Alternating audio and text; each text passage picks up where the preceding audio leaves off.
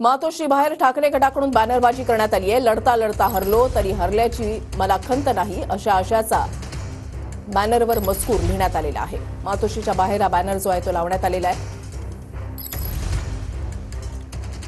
2 दिवसापूर्वी विधानसभेचे निकाल लागले आणि त्यानंतर ठिकठिकाणी बॅनरबाजी आपल्याला पाहायला मिळते। मी सध्या कलानगर जंक्शनवरती आहे आणि कलानगर जंक्शनवरती आपण पाहू शकतो की काल या ठिकाणी महायुतीकडून जे आहे ते मोठ्या प्रमाणात बॅनरबाजी करण्यात आली होती।